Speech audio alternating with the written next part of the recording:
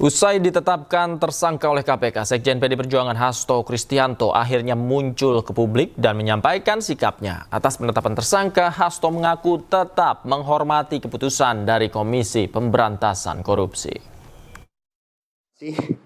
Seluruh masyarakat Indonesia yang saya cintai dan banggakan.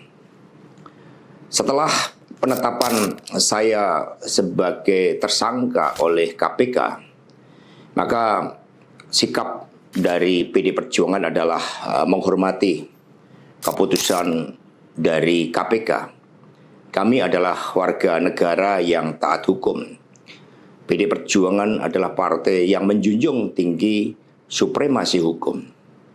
Sejak awal ketika saya mengkritisi bagaimana demokrasi harus ditegakkan, bagaimana suara rakyat tidak bisa dikebiri, bagaimana negara hukum tidak bisa dimatikan, dan bagaimana watak kekuasaan yang otoriter, yang menindas rakyatnya sendiri harus dihentikan. Saya sudah memahami berbagai resiko yang akan saya hadapi. Maka sebagai murid Bung Karno, saya mengikuti apa yang tertulis di dalam buku Cindy Adams ini. Inilah kitab perjuangan saya. Dan seluruh kader-kader PD Perjuangan sekarang memasuki tahap bab 9. Di mana Bung Karno ketika mendirikan PNI, prinsip yang dipegang adalah non-cooperation.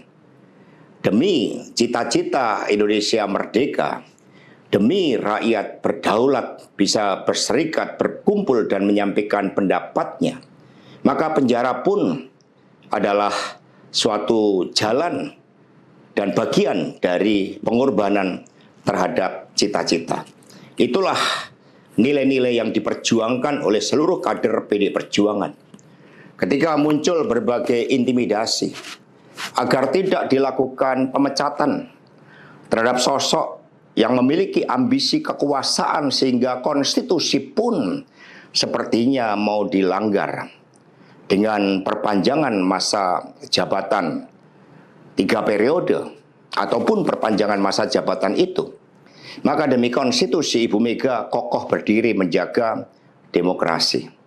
Dan ketika aparat penegak hukum digunakan dengan segala cara untuk melakukan intimidasi, sumber-sumber daya negara digunakan demi kepentingan politik praktis, maka pilihan untuk menghadapi tembok tebal kekuasaan itu wajib dilakukan oleh kader-kader PDI Perjuangan.